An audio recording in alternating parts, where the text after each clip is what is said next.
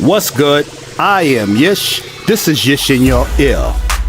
Today we are beginning a multi-part series where I will be changing over from using FL Studio exclusively as my composition DAW to using Studio One Pro as my composition DAW as well as my audio recording DAW. And the reason for this is that FL Studio isn't very intuitive when it comes to recording audio. For composition purposes, creating beats, making tracks is perfect. I have no problems, no flaws with it. But for recording audio, and particularly in the case of me working on this album I'm trying to do, it's not good enough for actually laying down a full recording session organized in such a way that I don't spend a lot of time processing stuff. So Studio One heralds to be the one DAW that can cover not only the recording portion, but is heralded as basically taking the best of all of these DAWs and putting them into one. But what makes it good is that I can get it on Splice for $16.99 a month, right? So you end up paying about $400 at the end of the 24 months, which is the price of Studio One Professional. I wish more of these companies would do this. They would have a lot more people buying into the system instead of hacking and tracking. So this particular series will be several parts where I'll go into my change from FL Studio to Studio One. The first segment here will be just going over the interface briefly and looking at some of the similarities between the two programs. But hey, I can show you better than I can tell you. Alright, so here's my interface for FL Studio. This is FL Studio 20.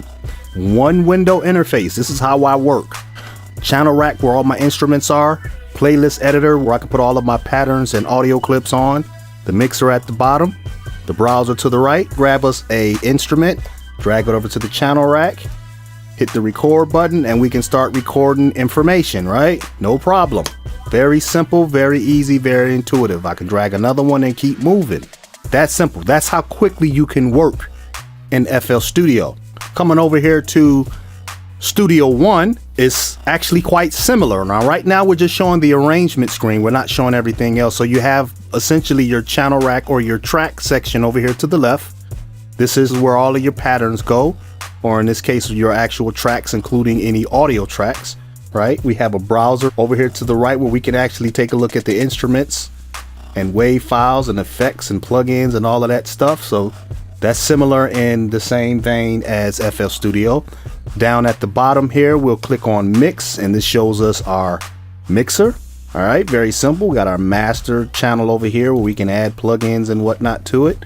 So if I maximize this, you can see I can insert plugins from here, or I can drag and drop straight onto the mixer. All right, if we click on the edit button, that brings up the piano roll for any MIDI tracks or instrument tracks that you have in your project. And then if you want to actually edit some audio, you can click on your audio file and it'll show you the option here to do all of the typical edits for audio, including some advanced stuff.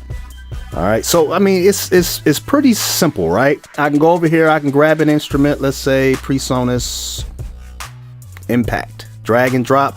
Boom, there it is. And hit record. Bam, we good to go. Very simple. Same kind of scenario in FL Studio. So the similarities between the interfaces can be matched. So that eliminates that part of the process. You get a browser, you get a mixer, you get an editor, you get a playlist editor, and you get your channel rack / track section.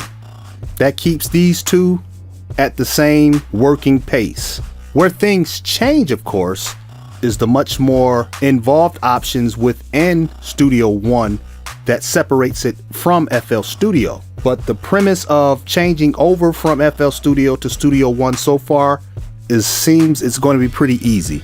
So in the next part, we'll go over actually doing some real recording, both through instruments as well as through audio, and see how these things work in comparison to FL Studio.